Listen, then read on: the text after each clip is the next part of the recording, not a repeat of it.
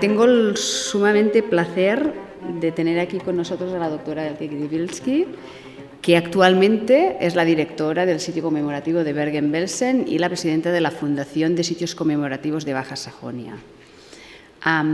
Elke está en este puesto, pero anteriormente había estado como subdirectora de educación en la Casa Wannsee en Berlín.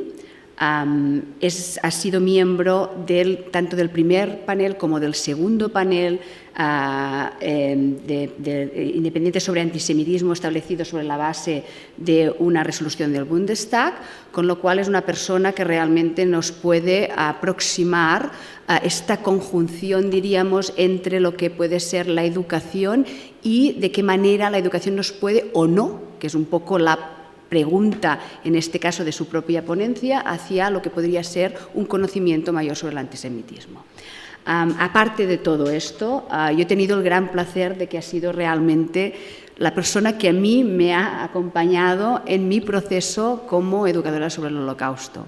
De hecho, empecé con ella en Berlín hace muchísimos años y es una pedagoga extraordinaria en todos los sentidos por su capacidad, además de transmisión, es por su capacidad crítica en cualquiera de los pequeños aspectos relacionados con esto y una gran conocedora, evidentemente, de todo lo que es, en este caso, el Holocausto.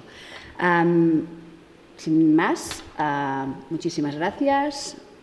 Todo tuyo.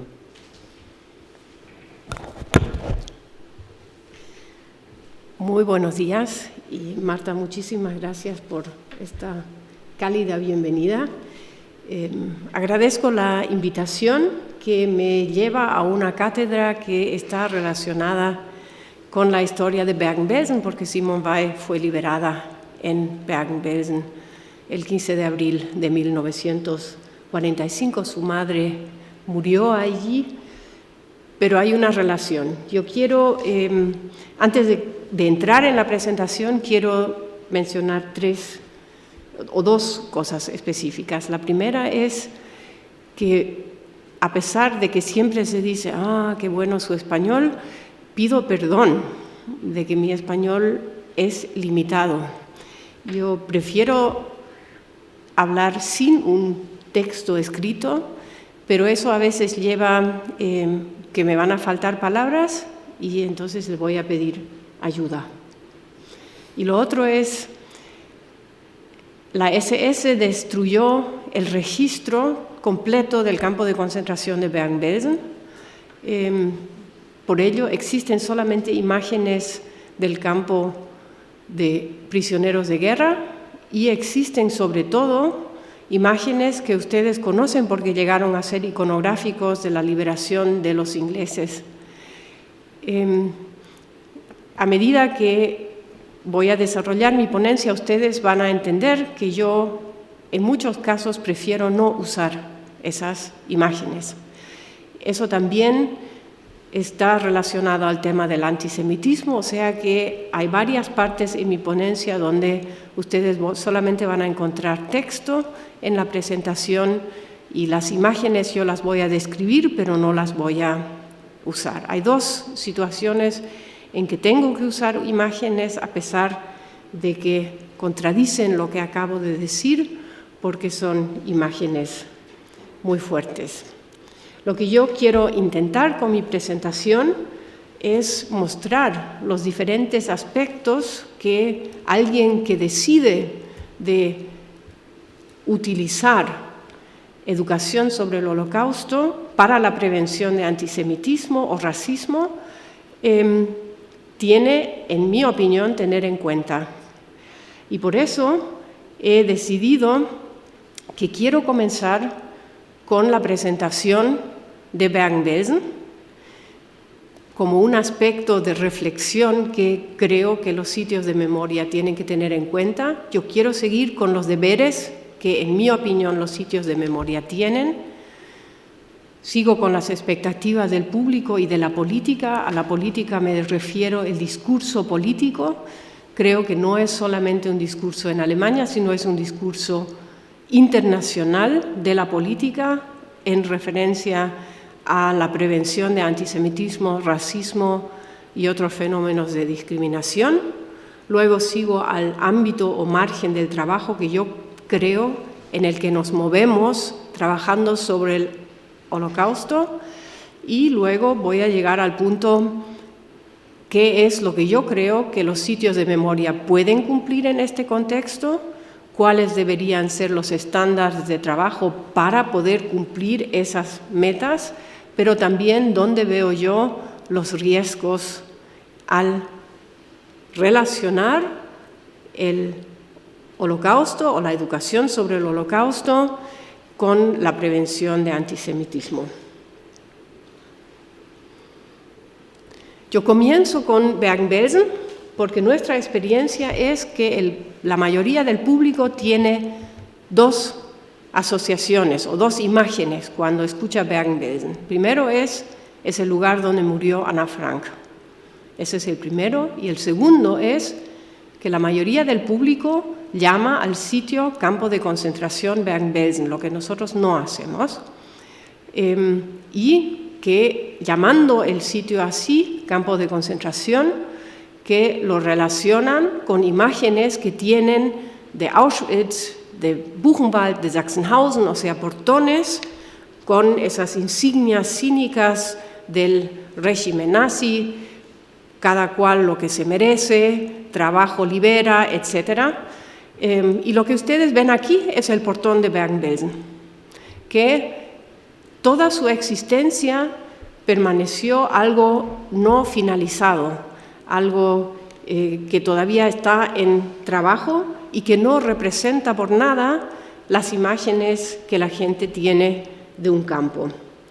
Y eso se debe ya a la historia del campo, porque Bergen-Belsen está relacionado al hecho de que a su lado existió a partir de 1935 el campo de entrenamiento más grande de Europa para el ejército o la Wehrmacht en ese entonces. Hoy día también, a nuestro lado, nuestros vecinos es el campo de entrenamiento más grande de la OTAN en Europa. Y por construir ese gran terreno y por tener barracas donde habían estado los trabajadores que construyeron ese campo de entrenamiento, a partir de la guerra se crea ahí un campo de prisioneros de guerra no solamente, pero en primer lugar, de la Unión Soviética. Y como fueron tantos los que llegaron, las circunstancias no eran así de que se los podía poner en condiciones de vida apropiados, sino que, y también eso tiene que ver mucho con el hecho de que la guerra contra la Unión Soviética, como ustedes saben, fue la primera donde ya no se aceptó las convenciones de guerra, sino las violó, que traen a miles y miles de personas y los dejan ahí en el mismo campo. En el primer invierno de 1940 a 1941 mueren 40.000 prisioneros de guerra de la Unión Soviética. Eso para nosotros es importante porque sin este campo de prisioneros de guerra, luego también vienen personas de Polonia, de Italia, etc. Sin este campo de prisioneros de guerra, el campo de concentración nunca hubiera sido establecido allí.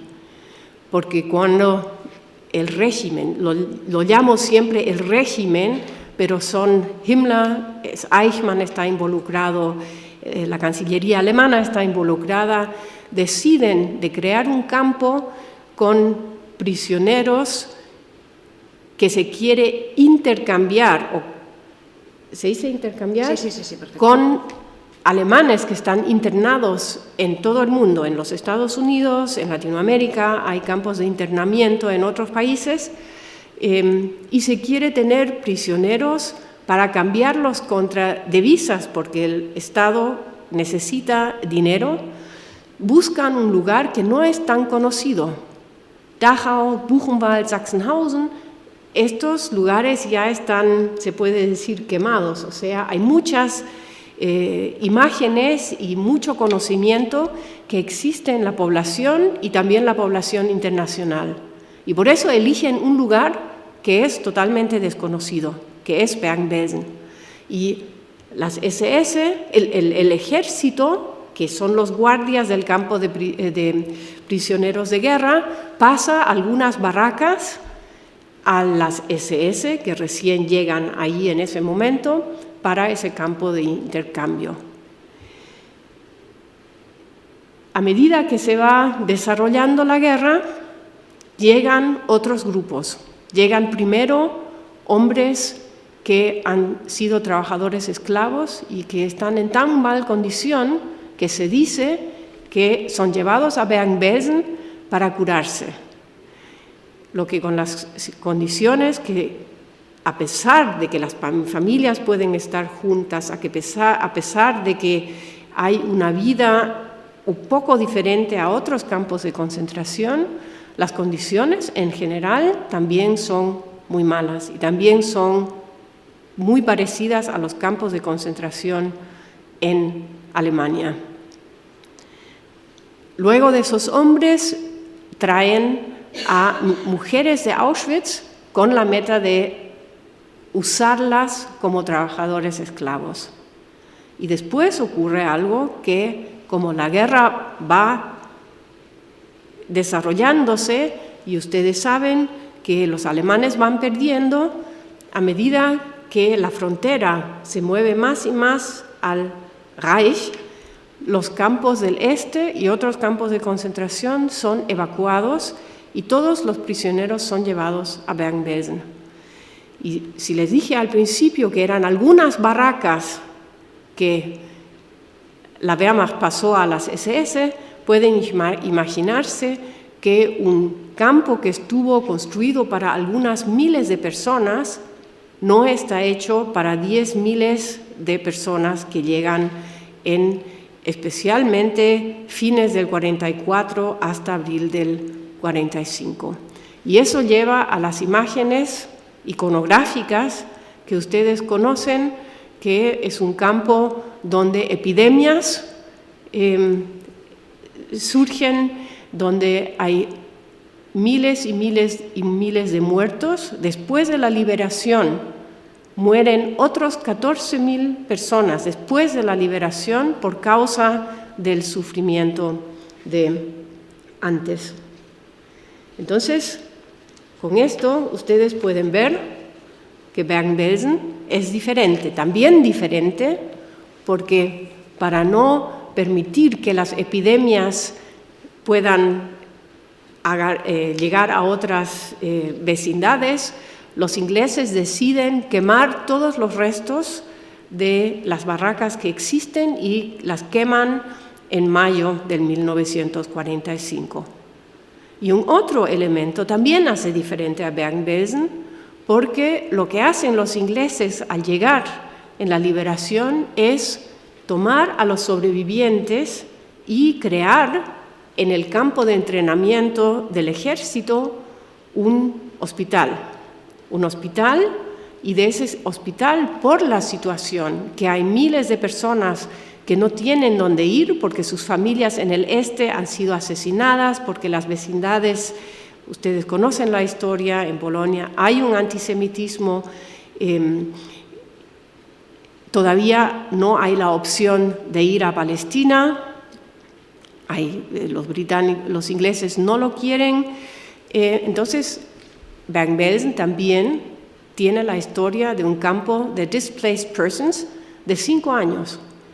Y les muestro esta imagen porque muestra la ambigüedad. Bergen-Belsen, por un lado, es un símbolo de muerte, de sufrimiento, pero también es símbolo de esperanza, porque en esos 5 años nacen muchos niños, se crean nuevas familias, se crea una perspectiva para el futuro.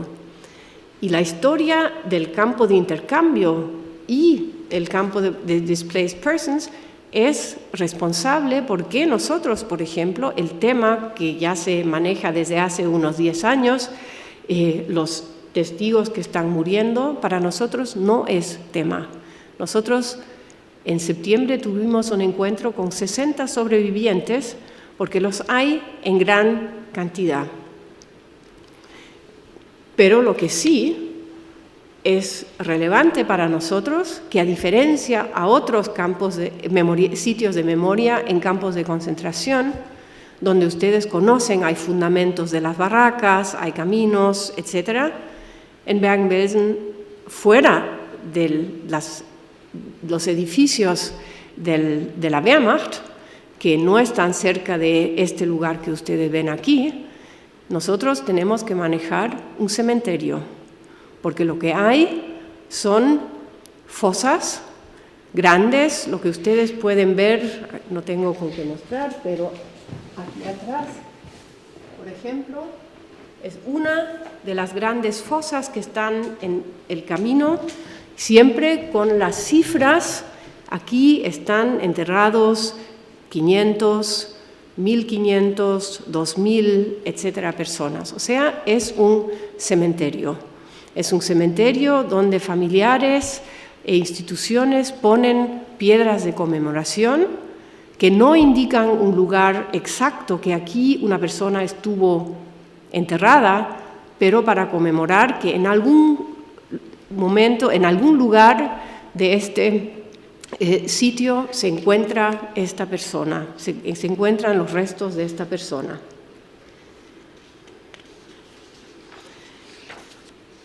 Para gente joven, el desafío especial es justo eso, llegar con imágenes y ser confrontados con el hecho de no ver nada. Entonces, ¿cuáles son los deberes de los sitios de memoria? Con toda esa historia muy específica que existe para cada sitio, los deberes, en primer lugar, son conservar y preservar esta historia que yo creo, y eso me es siempre muy importante, merece ser contada por sí misma. No sé si esta formulación es correcta, pero la dimensión de los crímenes fueron tan grandes que no es necesario desde un principio ver un utilitarismo, ¿ya? O sea, claro, ustedes ven como un punto también educar, y claro que nosotros también queremos educar para sensibilizar a nuestras visitas, y claro que nosotros también tenemos como meta sensibilizar contra el antisemitismo y contra fenómenos de discriminación, etc. Pero hay un momento donde es importante decir primero el lugar y primero la historia del lugar. Tenemos que coleccionar porque hay muchos, todavía en alemán se diría blinde Flecken, espacios no averiguados. Con Marta estuvimos hablando hace 2 semanas, yo me enteré de que en Celle, que queda a 23 kilómetros del campo, había un vicecónsul de España que estaba relacionado a ese cambio, o tiene que haber estado relacionado a ese campo de intercambio, porque hay un documento donde Eichmann escribe que él, averiguando el destino de una judía de Italia. O sea, nosotros vemos que también nuestros puntos de averiguación dependen mucho del discurso público. De repente un tema parece interesante y dejamos al lado otro, etc. O sea, todavía tenemos que coleccionar, porque una cosa no mencioné, y esa me parece sumamente importante. Existe en el narrativo siempre la idea Ya los memoriales desde hace tanto tiempo existen. Bergen-Belsen fue instalado como sitio de memoria el 52, pero solamente como cementerio y monumento. El trabajo de educación comienza a fines de los 80, ¿ya? O sea que no estamos hablando de un sitio que tiene una larga historia y donde se puede decir todo está averiguado, etc. Tenemos que documentar, nuestras documentaciones, esas sí siempre tienen que ser renovadas para alcanzar las audiencias, el público que cambia, y somos lugar de conmemoración, como lo dije. Llegan cada año muchas personas que tienen una historia con ese lugar y que ven en el lugar la necesidad de conmemorar, que es más evidente por ser cementerio. Eso creo que sí cambia también la percepción de muchos jóvenes. Esa reflexión la hago porque yo creo que a nivel estructural, si profesores o profesoras deciden desarrollar un concepto de educación para la prevención del antisemitismo, yo creo que vale la pena preguntarse las mismas preguntas, a pesar de que no son sitios de memoria, pero también tiene implicaciones cuáles son los deberes de la escuela, cómo se relaciona eso al concepto que uno va a desarrollar. ¿Cuáles son las expectativas del público y de la política? Ustedes lo conocen, aquí un dibujo muy simplicista. Esperan, a mí me gusta siempre el término, nos ven muchas veces como lavadoras ideológicas. Esperan que neonazis entren a los sitios de memoria y salgan con una conciencia renovada. Lo que nosotros no podemos cumplir. Si me preguntan qué es lo que podemos o cuál es el grupo que nosotros podemos encontrar o tocar, yo creo que son dos grupos esenciales. Es el público que todavía no está decidido, o sea, hay muchas visitas que llegan que tienen una sensación, lugar interesante, etcétera, pero todavía no se han posicionado, o sea, ese grupo es importante, y somos importantes para aquellos que ya se han posicionado y que están en la lucha contra la derecha. Para ellos somos instituciones de empowerment.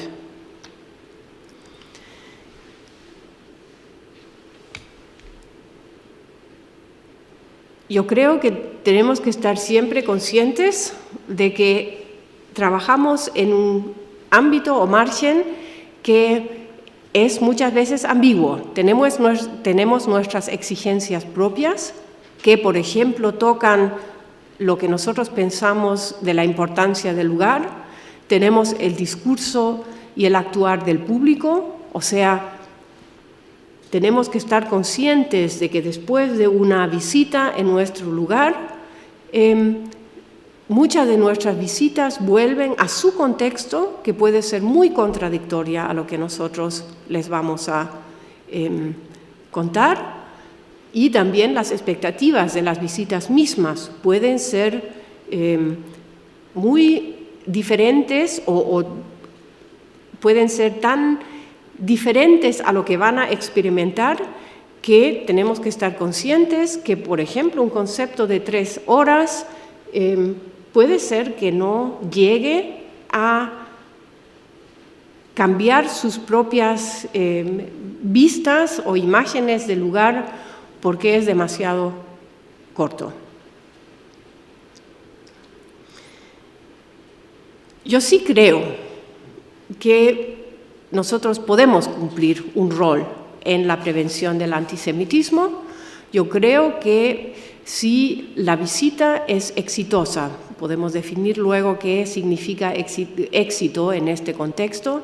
Yo creo que es posible crear un entendimiento en relación con el actuar y las estructuras del régimen nazi y el actuar de los perpetradores. Y entendimiento, yo no quiero causar un mal entendimiento. Entendimiento es, en mi vista, no algo apologético, sino algo que lo trae fuera de esas tinieblas, se dice, ¿no? O sea, durante muchas épocas en Alemania se ha educado sobre este tema. El 33 llegaron hombrecitos marrones a Alemania que desaparecieron el 45 otra vez y que con nosotros no tienen nada que ver. Y yo sí creo que nosotros podemos aportar a que se entienda de que hay un antes y que hay un después y que, por ejemplo, a nivel estructural de la administración hay muchas continuidades que la burocracia ya funcionaba antes de una forma y sigue funcionando hoy. Y también crear un poco un entendimiento sobre la motivación. Y a nivel estructural, eso también, claro, puede ser una discusión de la motivación de la actualidad. Yo creo que podemos crear empatía con las víctimas, no en el sentido de permanecer solamente pobres víctimas, sino, si una visita tiene éxito, crear una empatía con las víctimas, que si alguien es sensitivo puede también hacer una analogía al hoy y entender qué significa para una persona de sufrir discriminación y de sufrir de antisemitismo.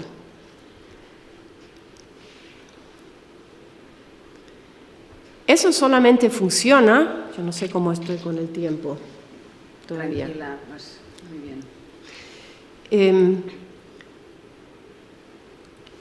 Eso yo creo que funciona solamente si siempre nos ponemos claro que tiene que ser con ciertos estándares del trabajo.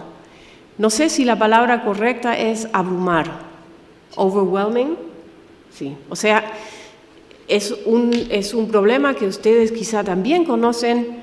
Hay muchos pedagogas y pedagogas que piensan que comenzar lo más joven posible es lo mejor, porque niños jóvenes son abiertos y cuando llegan a la pubertad ya no están abiertos, etc. Hoy día sabemos de que la pedagogía de los años 70 en Alemania, donde muchos jóvenes fueron llevados a los ex campos de concentración, llevados a salas como estas, las puertas cerradas, y luego les mostraban películas de la liberación. En muchos de esos jóvenes no causó el resultado, nunca más esto debe ocurrir, sino nunca más yo no quiero saber más del tema. Me pareció interesante de que la investigación fue hecha no por pedagogos, sino por la Facultad de Teología de la Universidad de Münster. Eso me pareció interesante porque pudiera haber sido mejor si sale de la educación misma. Pero sigue, por eso lo digo, o sea, sigue un tema muy discutido, no hay un consenso.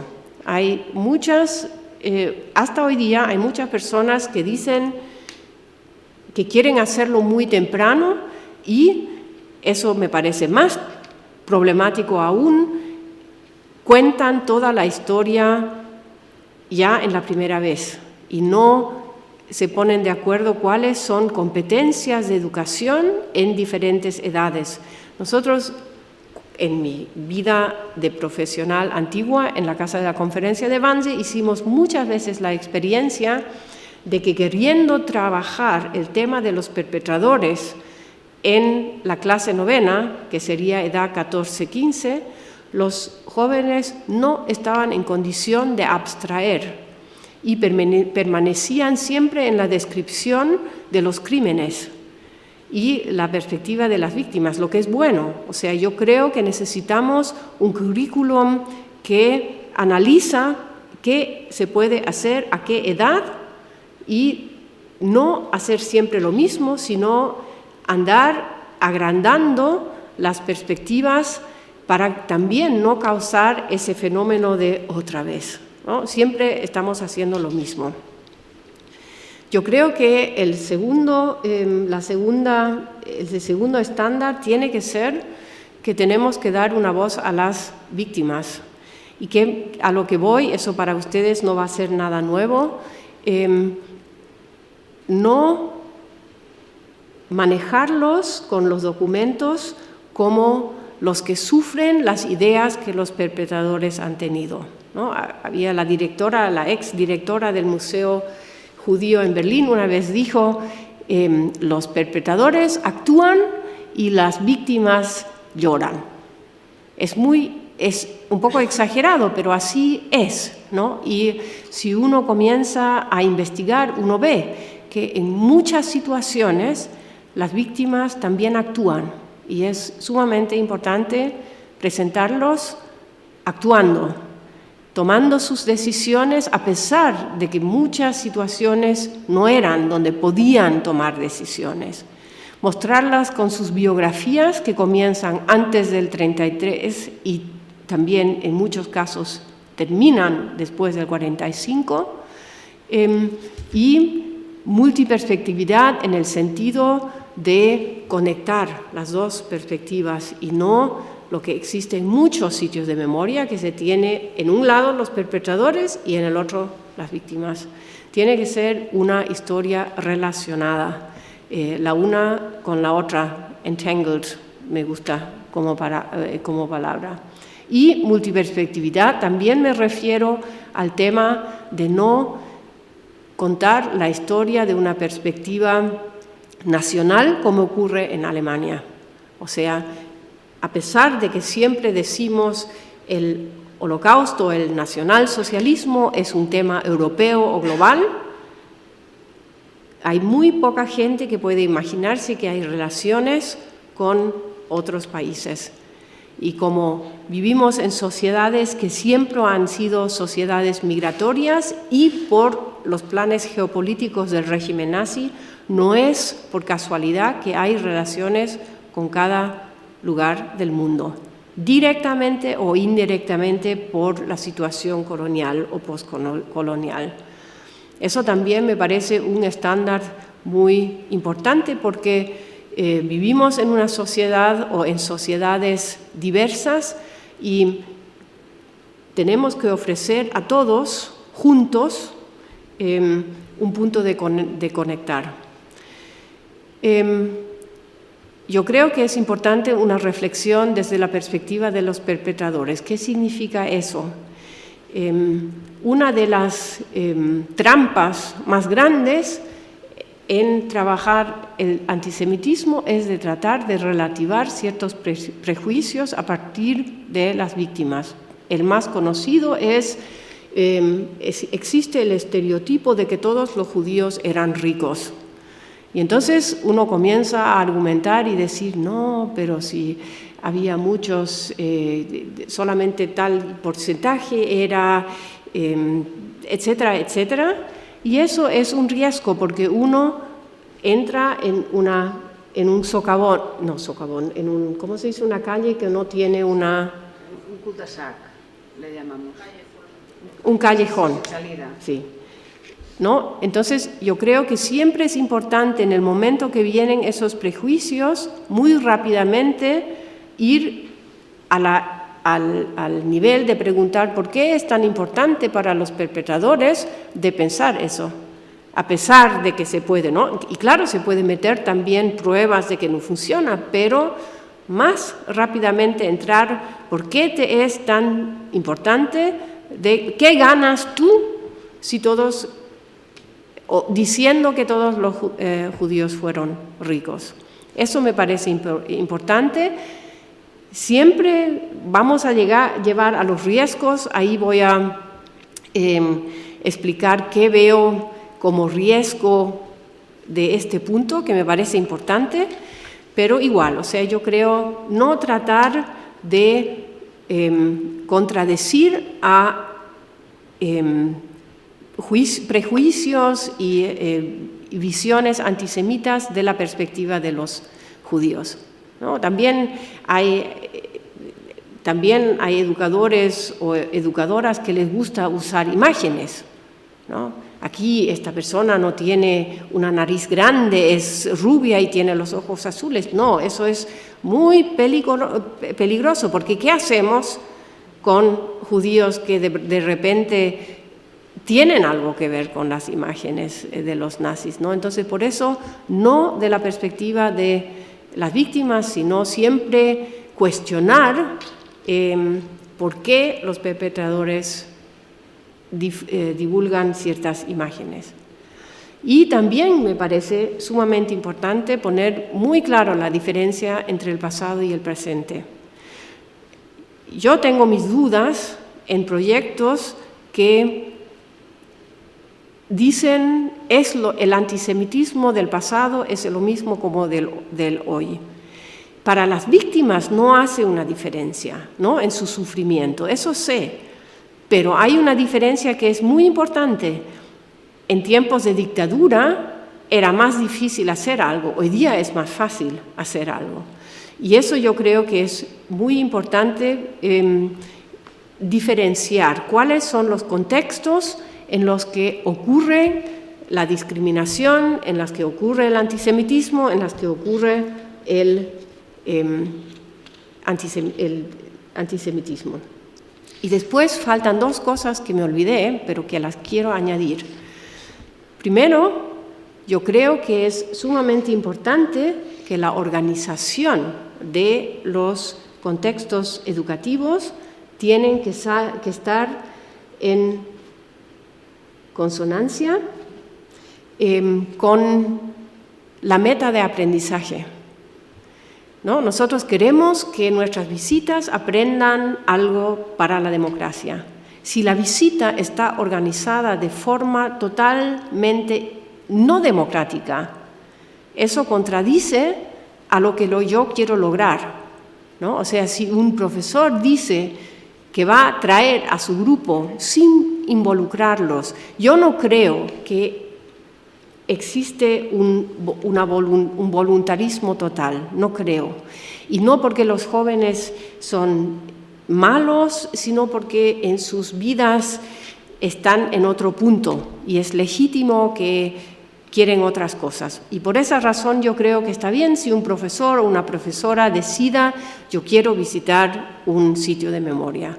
Igual como decide, vamos a ir al teatro y vamos a ir al zoológico, etc. Pero en el momento de que toma esa decisión es sumamente importante de trabajar con el público. También pueden ser soldados también los traen después de cada escándalo, vienen todos los ejércitos a forma muy indemocrática para aprender democracia. Eso yo creo que es importante. Y lo último es, yo creo que nosotros como educadores y educadoras tenemos que estar en una constante reflexión sobre las estructuras de poder que están en el contexto de nuestros settings de educación. Por ejemplo, si yo como alemana blanca, privilegiada, le digo a un niño que viene de un contexto, por ejemplo, de discriminación, y yo le digo, tú no debes ser antisemita, y al mismo tiempo yo me estoy comportando discriminándolo, entonces eso también es un problema grande y causa una contradicción. Por eso falta aquí el punto de la reflexión.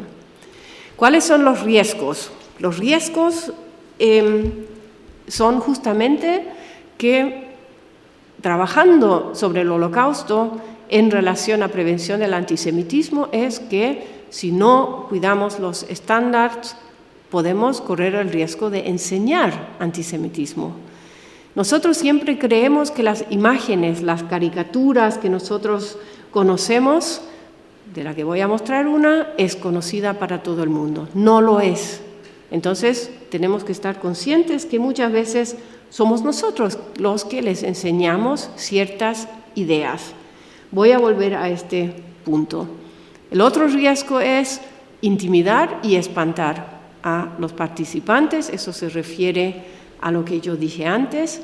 Y el último es trivializar la historia. Eso se refiere a, si no tenemos claro y si no logramos poner claro de que no es lo mismo lo que está pasando hoy y lo que pasó en ese entonces, sino que los fenómenos actuales son líneas de continuación de antisemitismo y de racismo que nunca desaparecieron en Alemania.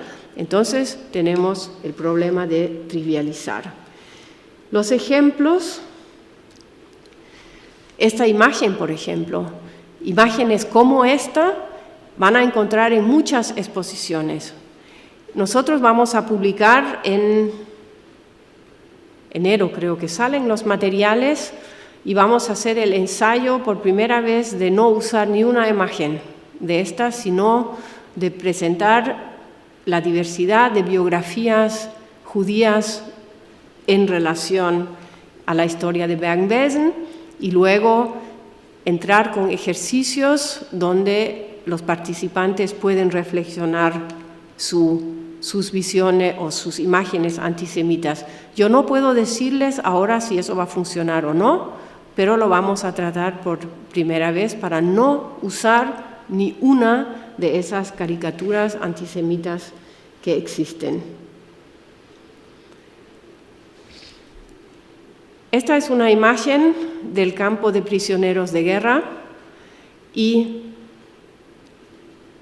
un gran riesgo es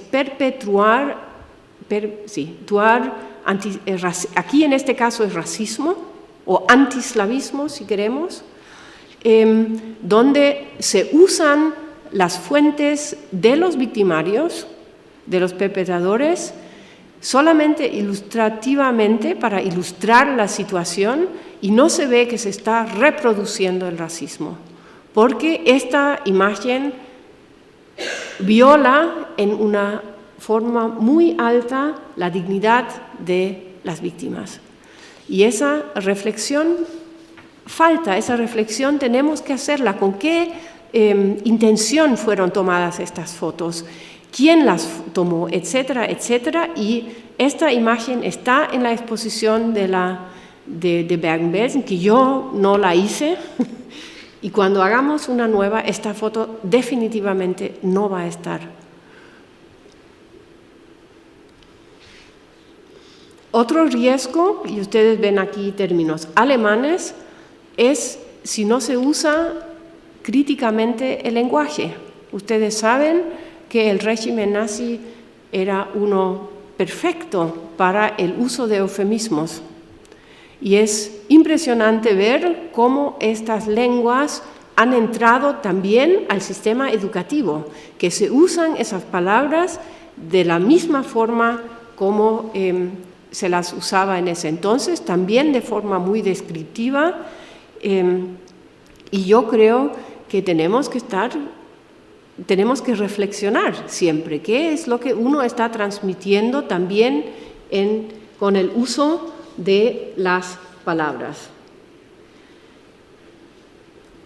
Yo creo que siempre tenemos que estar conscientes que nosotros como sitios de memoria no podemos reparar los errores de la sociedad. Yo creo también que es importante que tenemos que estar conscientes de nuestros deberes, como lo expliqué al principio, y también creo que tenemos que estar conscientes sobre los límites de nuestra educación.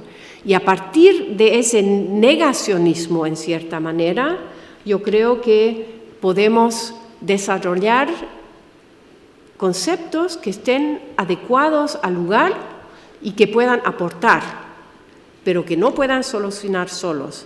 Por ejemplo, yo creo que es muy importante de que los sitios se unan en las redes que existen de organizaciones que luchan contra el antisemitismo actual y que haya algo como una división de trabajo, ¿no? O sea, que junto con otras instituciones nosotros elaboremos conceptos de largo plazo, porque eso también es importante, que no sean formatos cortos de 3 horas, sino que hagan posible procesos donde los participantes, sean jóvenes, sean adultos, entiendan las líneas de continuación y sean puestos en la situación de reflejar las propias imágenes. Una última palabra quizá. En Alemania, por lo menos, siempre estamos en una situación ambigua de que por un lado tenemos que desescandalizar, es decir, como el antisemitismo siempre se ha tratado en relación con la Shoah, en realidad, para todos es como existe esa imagen de Damocles, la espada de Damocles. Si yo digo lo que tú has dicho es antisemita, es como si yo le estuviera diciendo, tú quieres asesinar a todos los judíos en Europa, ¿no? Entonces, por un lado, tenemos que desescandalizar la situación y poner claro de que antisemitismo es parte de la cultura alemana, porque ha sido integrado por cientos de años, y por el otro lado, escandalizar de que lo que ocurre hoy en antisemitismo tiene que ser tomado muy serio y tiene que ser elaborado. Y con eso lo dejo.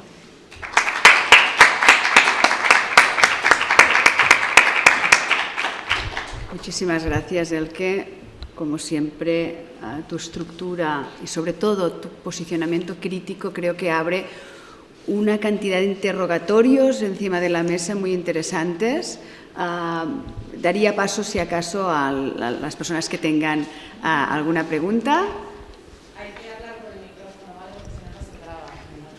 Bueno, yo voy a abusar de la situación que estamos en casa y se puede hacer un diálogo. Más que pregunta, es un diálogo, si os parece bien, porque creo que ha dicho cantidad de cosas tan inspiradoras y con tanta potencia que requiere todo un desarrollo, un seminario sobre la aportación. Le quiero agradecer al que de corazón ha sido una presentación maravillosa, con una visión a la que yo me adscribo, y quisiera a raíz de esto hacer una reflexión pequeña en relación a varios elementos de la exposición, ¿vale? En primer lugar, le tengo que decir que yo acabo de venir de una conferencia donde han estado varios deponentes, varias personas que comparten con usted el ámbito, porque la directora de la Escuela Internacional de Yad Vashem, los directores del museos de Lojomea Getaot, de Yad Mordechai, de Theresienstadt. Por lo tanto, estas cuestiones se ha también tratado, y yo lo que me doy cuenta, porque honestamente, viniendo del ámbito de la educación, estando tan centrado o tan centrada en la palabra como herramienta, me doy cuenta hasta qué punto es fundamental esas sinergias entre los lugares de la memoria y las instituciones, en este caso universitarios y la escuela, por el mismo hecho que lo que ha comentado, que hemos de generar un proceso. Este trabajo es tan complejo, es tan problemático, que la cosa más irresponsable es pensar que nosotros podemos tratar la cuestión de estas temáticas en una aula de 40 minutos o con una visita de 30 minutos. Nos estamos exponiendo a un verdadero peligro. ¿Por qué? Porque los que estamos trabajando esta temática y tenemos el imaginario aquí, digamos, y conocemos el contexto, con esta visita se puede despertar, se puede generar una sensibilidad, se puede aportar una visión que a lo mejor no la teníamos en cuenta, pero personas, como decías tú, bueno, si me permites te tuteo, personas jóvenes que desconocen la historia o conocen de una forma fragmentada o parcelada, hay que empezar un proceso que yo creo que el punto de partida debe ser una reflexión crítica mediante todos los recursos que tenemos. Entonces, en la no banalización y el esfuerzo que hemos de hacer, no solamente de no caer en los lugares comunes, sino de no fomentar una visión que, más que acercar, disasocia o es muy violenta. O sea, la palabra de abrumar me parece fundamental. Yo soy producto de la enseñanza pornográfica, del abuso de la imagen de la Shoah. Y yo creo que el daño que se puede producir, no solamente psicológicamente, si eres una persona sensible, sino el cerrar la ventana y decir, no quiero saber más que eso.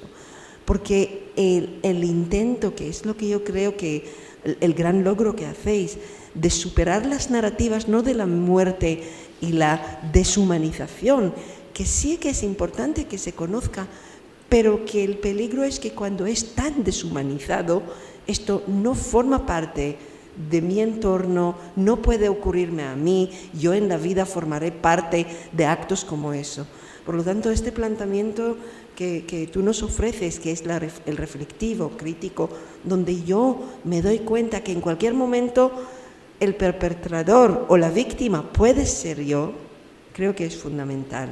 Y esto solo creo que se puede hacer un trabajo conjunto donde los lugares de la memoria trabajan previamente con los profesores, donde los profesores vienen a la visita y se materializa y se permite desde esa visión participativa, democrática, un diálogo, y que luego se recoge esto en las aulas que se trabaja. Porque si no, en el mejor de los casos vamos a conseguir algún tipo de, no me gustaría utilizar la palabra empatía, pero consideración, acercamiento, pero que puede acabar ahí o puede no llevar a ninguna parte. Y creo que nuestra labor en el contexto que hacemos democrático es generar este ciudadano comprometido, reflexivo, crítico. Tenemos que asegurar que cuando llega el momento, que no llegue, pero que nuestros ciudadanos tomen la decisión correcta. Y la decisión correcta no ha sido la de Eichmann, o no ha sido sino la decisión correcta es aquel soldado de SS que una madre de un niño de 1 año le ofrece el bebé y le dice, por favor, salva la vida de mi hija. Y él trae al bebé a sus padres en el pueblo y le dice, es mi hija ilegítima, y la cría. Y cuando termina la guerra, devuelve, pues la madre sobrevive y le devuelve a su hija.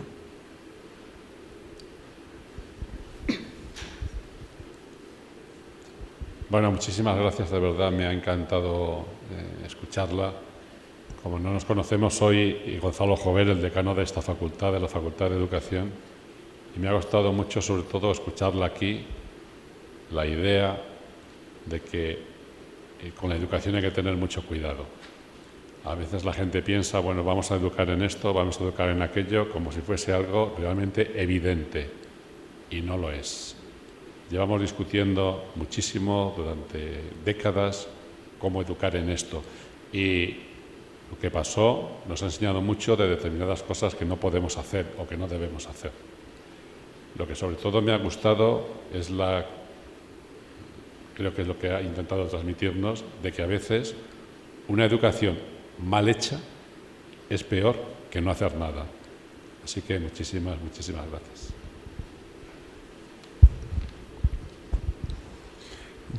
Hola, buenas. Yo también me sumo a las gracias. Me pareció una reflexión magnífica, muy profunda, muy polifacética, pero yo sí que tengo preguntas, ¿no? Entonces voy a hacer 2 preguntas, una muy clara, corta, quizás sí se puede responder breve. Al principio has dicho que, si lo he entendido bien, que los 2 grupos sobre el que más efecto tiene son, por un lado, los ya convencidos y tiene un efecto de empoderamiento, creo que eran tus palabras, y lo otro eran los jóvenes que aún no están decididos. Y yo simplemente quería preguntar, ¿de qué edad hablamos y por qué, es decir, en términos de desarrollo social, psicológico, por qué esta edad? Simplemente una curiosidad. Y lo otro, me convence por completo el giro hacia la perspectiva de los perpetradores, de pensar qué gana el perpetrador en hablar o pensar de esta forma de la víctima, ¿no? Pero al mismo tiempo, esto significa que la educación casi se convierte en psicoanálisis, porque lo que alguien gana en términos psicológicos de pintar el judío como usurero o como antiraza o lo que sea, ¿no? Esto sería solo, a esto no se puede responder, si tengo la respuesta a esto que gana, contra esta causa no puedo argumentar, porque la causa son causas psicológicas, ¿no? Las tengo que tratar, ¿no? Porque la razón psicológica, el deseo, la pulsación a que responde este prejuicio, no se va con el mejor argumento, ¿no? Sigue ahí. Muchas gracias. La primera es más fácil. Bueno, yo estoy segura, y eso es un poco independiente de la edad, ¿ya? Que alguien que está convencido o tiene una visión general antisemita, que nosotros como sitios no lo vamos a cambiar. Hubo en el pasado conceptos donde trabajadores sociales conectaron con sitios de memoria, iniciaron todo un proceso de meses y meses y meses, y después hubo una visita de un sitio de memoria. Eso sí ayuda, yo creo que sí, pero esa idea del público de que se lleva a neonazis a un sitio y después cambian, no, eso no creo. Claro que a más menores que las visitas son más influenciados por sus padres, pero yo diría que eso de la convicción es verdad para adolescentes, o sea, comienza con la adolescencia. Si uno se fija cómo grupos de neonazis tienen a jóvenes de 15, 16 años, yo diría que es quizá naif, pero yo diría desde mi perspectiva que ahí ya se necesita otros procesos que no son los sitios de memoria. La segunda pregunta es un poco más complicada y me gusta, porque en un lado sí, en el otro lado yo diría no, porque nosotros no podemos entrar en un proceso psicoanalítico, pero lo que nosotros sí podemos hacer, y eso me parece importante para nosotros también, es mostrar o aprender que en general todo tipo de estereotipo no tiene mucho que ver con la persona contra que el estereotipo es dirigido, sino qué es la visión que yo tengo. Y por eso, yo por lo menos, yo sé que también otros colegas lo hacen, muchas veces mezclamos metodología de la educación histórica, política, con metodologías con ejercicios de anti-bias. Tuve que esperar, ahora Marta ya va a reír porque yo se lo dije, tuve que esperar un momento para entrar al baño. Y hay aquí un cartel con fotografías de todo el personal y los alumnos del departamento. Y personal significa profesores, alumnos, miembros de colegas de la cafetería, de la limpieza, etc. Y lo que me gusta de ese cartel es que no están nombres y tampoco no está la función. Y ese cartel sería excelente para ir y decir, bueno, y ahora, ¿quién aquí en estas fotos es profesor? ¿Y quién hace el aseo? Y ahí podríamos investigar perfectamente cuáles son nuestras imágenes, por qué pensamos que una persona es profesora y por qué la otra hace el aseo. A lo mejor va a ser al revés. Y eso también funciona a eso voy un poco con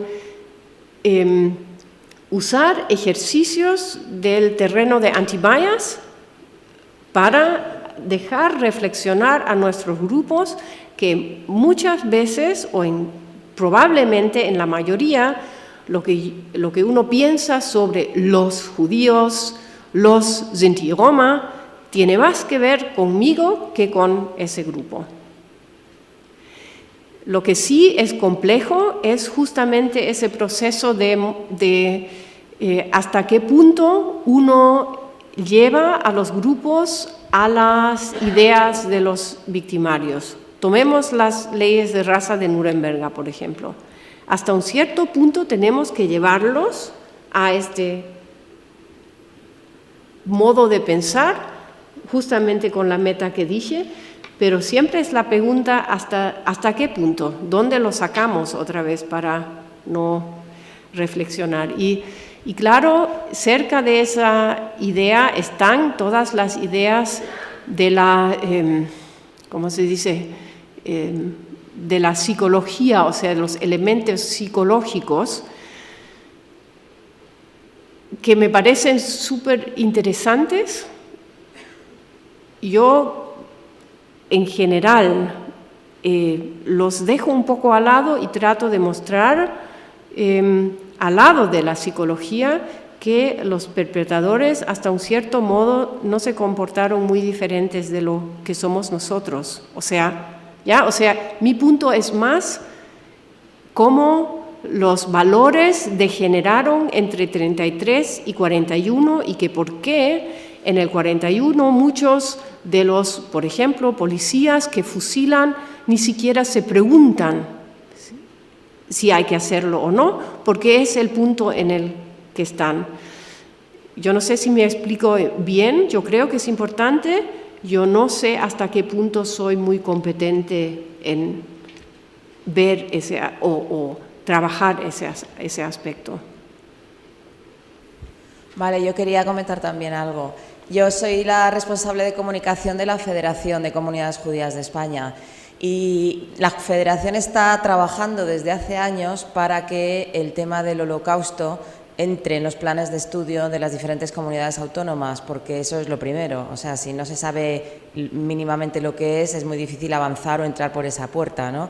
Ya en Aragón se está estudiando, la Comunidad de Madrid también anunció que iba a entrar para bachillerato y estamos avanzando también en Andalucía y seguimos, es un trabajo muy arduo porque, bueno, yo me quedo pasmada cuando mis hijos, por ejemplo, que han pasado por ahí, no saben nada, no les han dicho nada. Y es un capítulo fundamental en la historia de Europa y en nuestra propia historia que todos debemos saber, por todo, por historia, por sensibilidad, por derechos humanos, por todo. Ayer cuando llegué aquí, antes que todos vosotros, para poner los paneles y tal, me tomé un té en la cafetería y me encontré con un grupo de chicos y les dije, oye, que tenemos el seminario de antisemitismo y tal, y dice, ¿qué es eso? Y digo, pero ¿no sabéis lo que es el antisemitismo? Y dicen, no lo he oído nunca. Me quedé pasmada. Y eso unos estudiantes de 20, algo, me imagino, o cerca, en una facultad de educación. Nosotros siempre estamos diciendo que una de las formas de prevenir esto es la educación, es formar a profesores. Por este otro lado también estamos muy en contacto con grupos de profesores que por iniciativa propia sí que tienen esa sensibilidad, sí que se las han buscado para tener materiales, se los han inventado, han contactado con instituciones como la vuestra y bueno, han hecho lo que han podido, pero por iniciativa propia han llevado todo ese tema a sus aulas de una manera transversal y como han podido, porque eso no está dentro de los planes de estudio.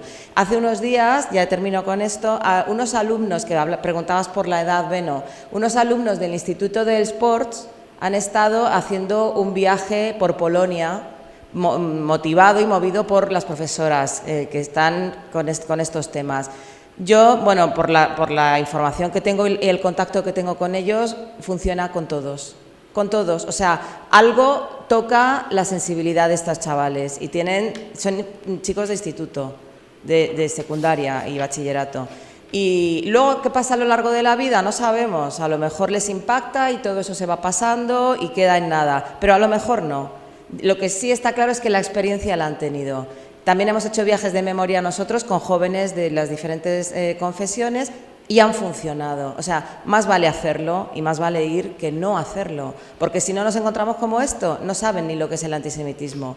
Y el antisemitismo, lo hemos escuchado ayer durante todas las charlas, es la señal que indica que una sociedad está empezando a pudrirse. Esa era mi aportación. Gracias.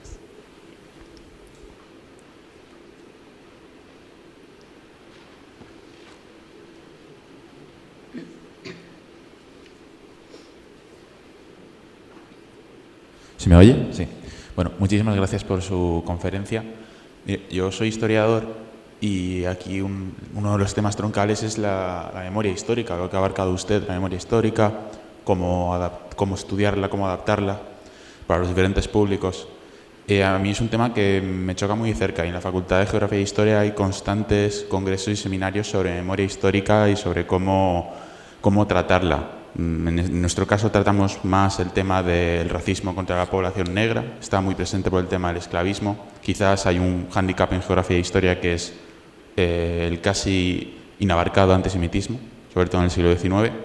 Pero bueno, ha mencionado usted y ha puesto unas fotos que me han gustado mucho porque ha dicho que no podemos permitir que unos neonazis entren a los espacios de memoria para, bueno, limpiar su conciencia. Y además me ha gustado porque ha puesto los dos extremos. Ha puesto una foto de grupos de extrema ultraderecha neonazis y además había otro de tipo anarquista, de ultra izquierda o antifascista, como se suelen denominar muchos de ellos, ¿no?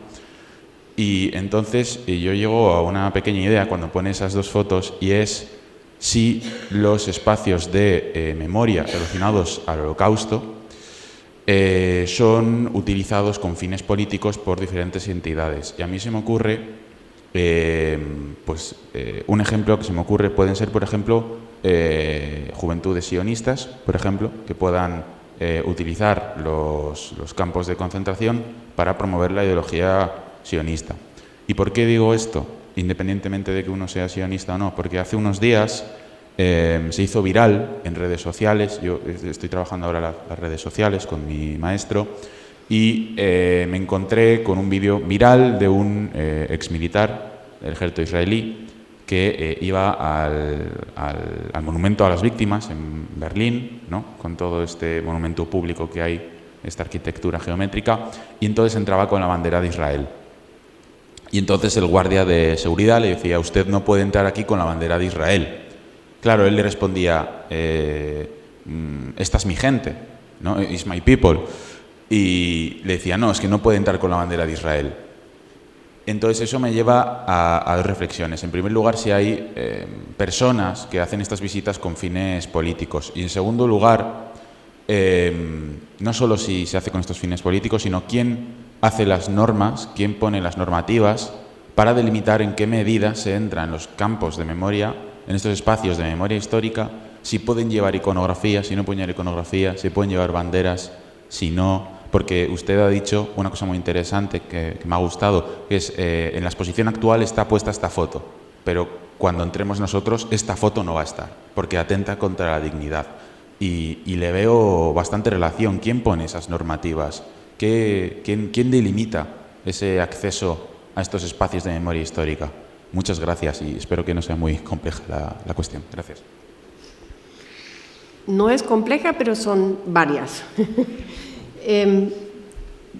Primero, yo veo que el uso del término educación sobre el Holocausto, yo a veces lo veo problemático porque no define nada qué significa, ¿no? O sea, en Alemania durante décadas no se ha usado el término Holocaust Education, sino enseñanza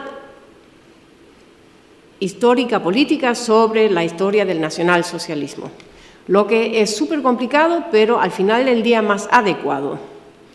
Y, porque el término holocausto crea confusión de quién estamos hablando. Para los unos, holocausto es hablar sobre la persecución de los judíos.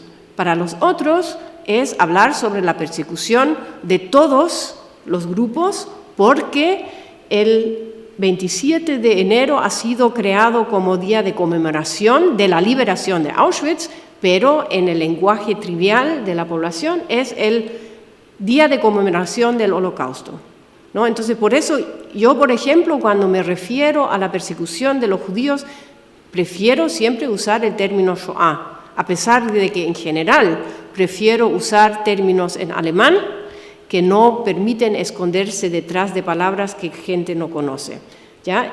Pero siguiendo esa idea de definir qué es lo que mencionamos, yo creo, y ahora voy a ser muy arrogante y ponerme en la postura de querer dar un consejo, ¿ya? Si yo educaría o trabajaría en un sitio en España, creo que trataría de mostrar la relación entre lo que se produce en Alemania con lo que se produce a nivel regional. Y hay una historia relacionada de España con Alemania y eso lo atrae más cerca a los participantes. En Buenos Aires hay un museo del Holocausto y ahí tuvieron una exposición pequeña, pero a mí me pareció muy, muy buena porque siempre mostraba qué pasa en Europa, qué pasa en Argentina, qué pasa, ¿no? Y entonces eso en España yo creo que sería muy importante para no dar a los aprendices, sean adultos, sean jóvenes, la sensación de que esto no tiene nada que ver con ellos. Eso sería el primero. El segundo es, claro, mucha gente trata de usar a los sitios de memoria con fines políticos. En primer lugar, el gobierno alemán, ahora, y con fines buenos, ¿no? O sea, mientras que durante décadas no había una política de la memoria institucional, desde que hay sitios de memoria que son financiados por el gobierno, y más desde el 2015 que tenemos un partido de la derecha en el Parlamento, cada año son los políticos que dicen yo quiero hablar en el día de la conmemoración, etcétera, etcétera. O sea, es un fin político. Al mismo tiempo, el 8 de mayo, en el cementerio del campo de prisioneros de guerra, son grupos de la izquierda que quieren demostrar la necesidad de acordarse de estas víctimas. También es un fin político.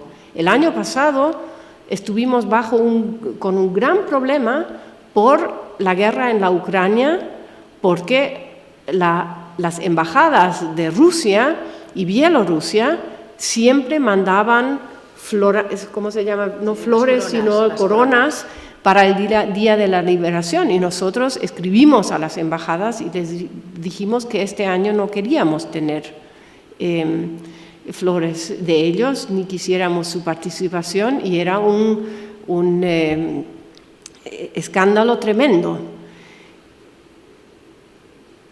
Entonces, lo que nosotros hacemos es, por ejemplo, que nosotros pedimos en general a que la gente no traiga ¿cómo se llama? Ahora me viene la palabra en hebreo, ya me pongo, ¿cómo se llaman? Las banderas, ¿ya? O sea, en general nosotros pedimos a que nadie venga con una bandera para no no es nuestro punto. Nosotros entendemos de que hay jóvenes de Israel que vienen y se emocionalizan en el viaje y para ellos es algo como un consuelo de decir nosotros hoy tenemos ese estado, ¿no? Y hay que entrar en diálogo, pero que nosotros no queremos dar a nadie la sensación de que este lugar está siendo ocupado por un cierto grupo. Por eso pedimos a todos que nadie venga con una bandera, ¿no? Pero en ciertas situaciones es así y es así. La última pregunta que va al lado de eso, somos nosotros los que decidimos qué pasa. Y por ejemplo, cómo se arman exposiciones es siempre la decisión de una dirección. ¿Y a qué medida esta decisión es tomada a base de estándares de la educación? Tiene mucho que ver, por casualidad, de la persona que es la dirección. Tenemos que rendir cuenta a la gente que nos da dinero. Yo no puedo hacer lo que yo quiero. Hay un ejemplo interesante también de la Casa de la Conferencia de Wannsee, que durante esa conferencia estuvo también el papá de un expresidente, von Weizsäcker. Y durante 2 exposiciones, el gobierno, vía sus representantes, no permitió que ese nombre estaría en la exposición. Ahora está. Eso también demuestra los cambios qué es lo que uno puede tematizar y no puede tematizar. Pero por eso no es un tema terminado, sino es un tema que nos acompaña siempre y siempre y siempre, y que lo tenemos que discutir cada vez de nuevo, encontrando nuestras reglas. Nosotros tenemos ¿cómo se dice? Un orden de visita, se llama así, y que tampoco no es algo que está estático, sino que tenemos que actualizarlo siempre a medida que las condiciones de trabajo y las condiciones de la sociedad van cambiando.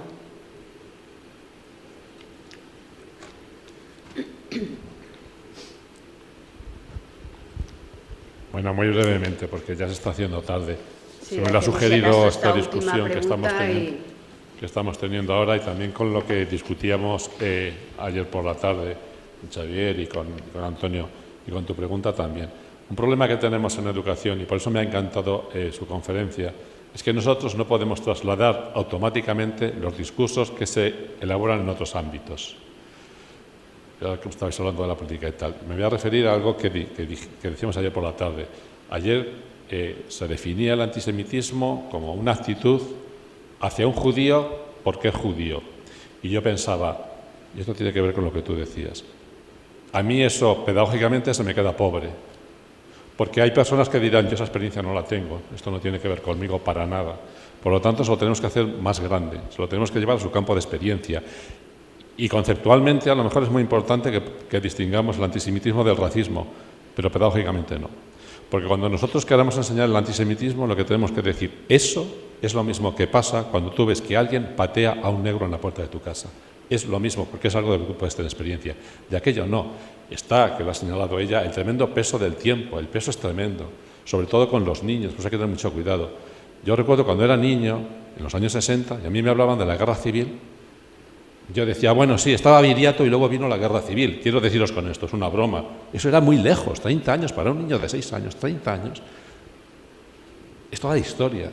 Claro, si tú ahora dices a una persona, los años 40, dirá, madre mía, eso...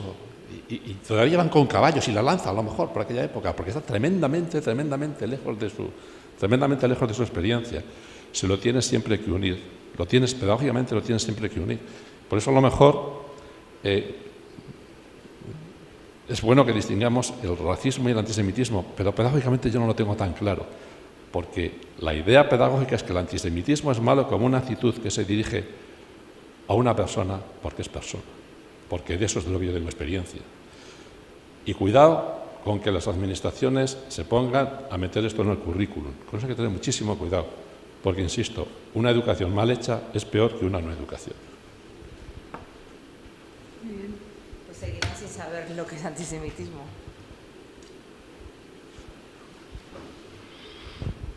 Sí, sí.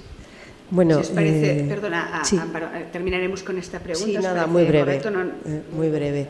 Gracias. Yo solo quería darle las gracias a Elke por su exposición tan clarificadora, y yo, desde mi experiencia de profesor, que también llevo muchos años trabajando el tema de la Shoah, a mí también me gusta más decir Shoah,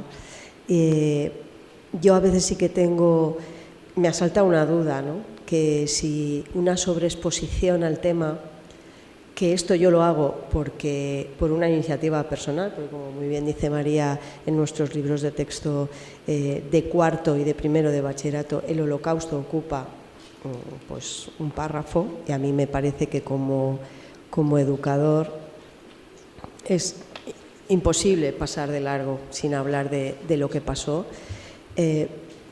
Y bueno, yo lo hago y hacemos todos los años muchos proyectos y conmemoramos el día del 27 y tenemos una exposición de Yad Vashem en el colegio, y los alumnos se implican, y la verdad es que la respuesta es muy, muy favorable. Pero a veces me crea la duda de si no les estoy machacando mucho con un tema y puede generar un efecto rebote, no sé. No he tenido esa experiencia, la verdad es que la experiencia con mis alumnos siempre ha sido muy positiva. Es más, ellos me agradecen porque, como muy bien dice María, el desconocimiento es total, ¿no? Entonces, yo sí que tengo una experiencia gratificante, pero me queda esa duda, no sé si si hago bien o hago mal. Yo creo que hago bien desde el punto de vista de...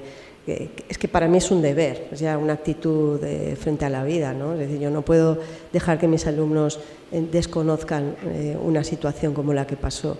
Y yo sí que intento que puedan verle conexión con lo que está pasando en muchas partes del mundo. Evidentemente ellos no tienen la experiencia de conocer a gente judía, porque en España también es complicado, pero es que es un tema de derechos humanos, es que es la esencia del ser humano.